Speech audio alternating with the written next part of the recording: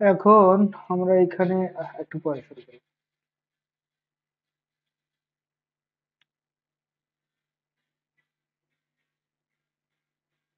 এখন আমরা এখানে দেখতে পাচ্ছি আমাদের যারা সার্ভেয়ার আছে আমাদের এখানে এই কর্নারের কোঅর্ডিনেট সাপোজ একটা বিল্ডিং, এই বিল্ডিং এর কোঅর্ডিনেট গুলো খুবই দরকার। আর দেখা যায় যে অনেক সময়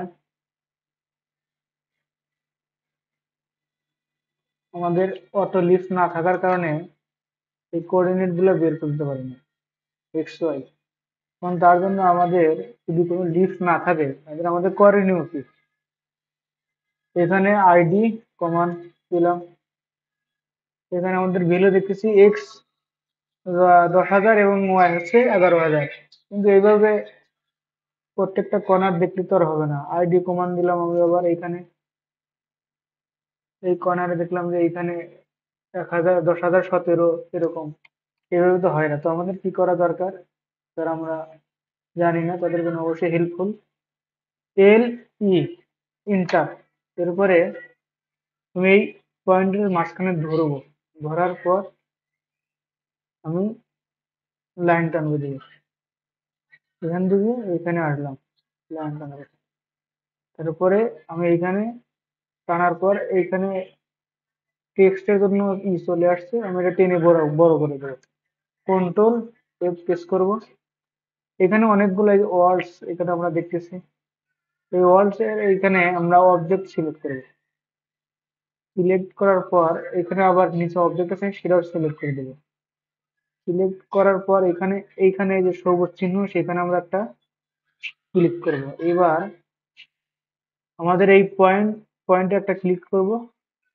এখানে আমাদের তিনটা উইন্ডো সেট আপ হয়েছে। এখানে যে পজিশন নামে অপশনটা, সেটা ক্লিক করব। ক্লিক করার পর এখানে এক্স ওয়াই জেড দেওয়া আছে, তো আমি প্রথমে এক্সটা নেব। এক্স এ টিক চিহ্ন দেওয়ার পরে অ্যাডিশনাল যে অপশন সেটা ক্লিক করব। এরপরে প্রিফিক্স, এখানে আমি স্ট্রিং দেবো, স্ট্রিং ইকাল টু। এরপরে ওকে প্রেস করব। এরপর ওকে, আমাদের এখানে দেখা যাচ্ছে যে স্ট্রিং এর ভ্যালু চলে আসছে। এরপর একটা ইন্টারফেস করব, কন্ট্রোল এফ। এরপরে অবজেক্ট সিলেক্ট করব। সিলেক্ট করার পর এই সবুজ চিহ্ন এখানে ক্লিক করব। এখানে আবার পয়েন্ট আবার সিলেক্ট করব।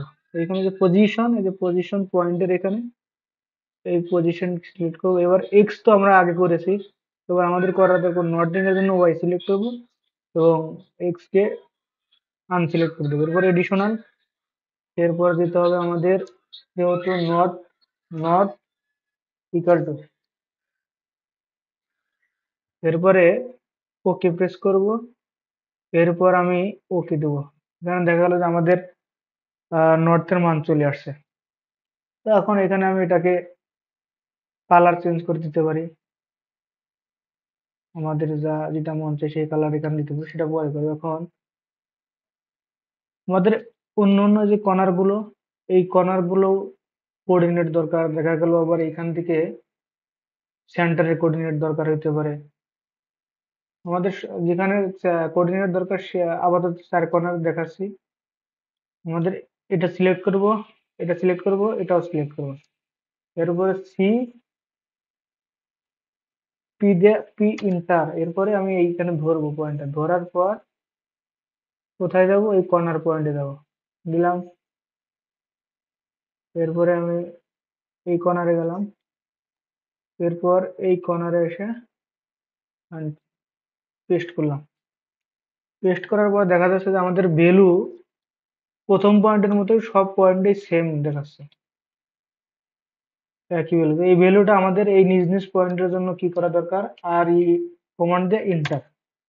এখন দেখা যাবে যে সবগুলো ভ্যালুই তার নিজ নিজ যে মান সেটা চলে আসছে। ঠিক আছে,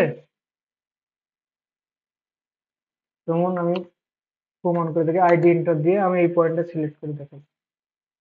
এইখানে যে আমার পয়েন্টের ভ্যালু চলে আসছে। এই হলো, যদি আমাদের কোনো কমন লিস্ট না থাকে তো এইভাবে আমরা কোঅর্ডিনেট গুলো বের করতে পারবো। আশা করি ভিডিওটা সবার উপকার হবে। যারা এই লিপস ব্যবহার করতে পারেন না তাদের জন্য এটা অবশ্যই হেল্পফুল।